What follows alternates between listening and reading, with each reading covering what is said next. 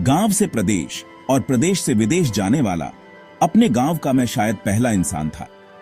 यह स्वाभाविक ही था कि मेरे गांव और परिवार के लोग मेरे अमेरिकन अनुभव को जानने के लिए बेहद उत्सुक थे। आखिर उनके लिए यह किसी दुनिया से परे की कहानी जैसी थी। राष्ट्रवादी सरकार आने के बाद अपने देश की महानता का गुणगान कुछ ज्यादा ही बढ़ गया था। ऐसे में जब एक मित्र ने मुझसे मेरे अमेरिका प्रवास के बारे में पूछा तो मैंने गहरी सांस लेते हुए कहा, अमेरिका कभी भूल कर भी मत जाना। बस इतना कहना था कि जैसे आग में घी पड़ गया। मेरी बात सुनते ही लोग मुझ पर तरस खाने लगे। हाय राम, हमें पहले ही शक था, विदेश में कौन सुखी रह सकता है, इंडिया इज बेस्ट। हम तो पहले ही कहते थे। अरे 2 दिन की चकाचौंध में फंस गया बेचारा।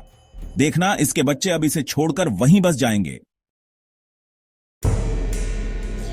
किसी ने मुझ पर दया जताई, किसी ने मेरे बच्चों को कोसा, तो किसी ने एनआरआई बेटों की बेवफाई की कहानियां सुनानी शुरू कर दी। मुझे एहसास हो गया कि अगर मैंने अब उन्हें टोककर सच नहीं बताया तो अगले 10 मिनट में लोग मुझे कंधा देने की तैयारी करने लगेंगे।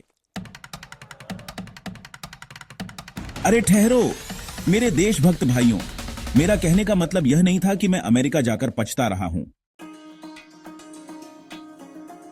वे सब चुप हो गए, सिर्फ हवा में सन्नाटा तैर रहा था।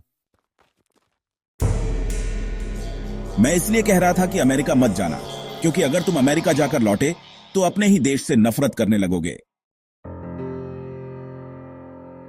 जिस राम राज्य की कल्पना तुम यहां मूर्तियां स्थापित करके कर रहे हो, वो राम राज्य वहां मैंने अपनी आंखों से देखा है। वहां अगर कोई डिलीवरी बॉय महंगे से महंगा सामान भी घर के बाहर रख जाए तो वो 1 हफ्ते बाद भी वहीं रखा मिलेगा, और अपने यहां तो 5 मिनट में ही गायब हो जाएगा। यहां तो रेल के शौचालय के मग्स को भी चैन से बांध कर रखना पड़ता है। वहां क्या मजाल कि कोई किसी लड़की को छेड़ दे और जनता तमाशाबीन बनी रहे। कानून इतना सख्त है कि अपराधी अपराध की सोच भी नहीं सकता।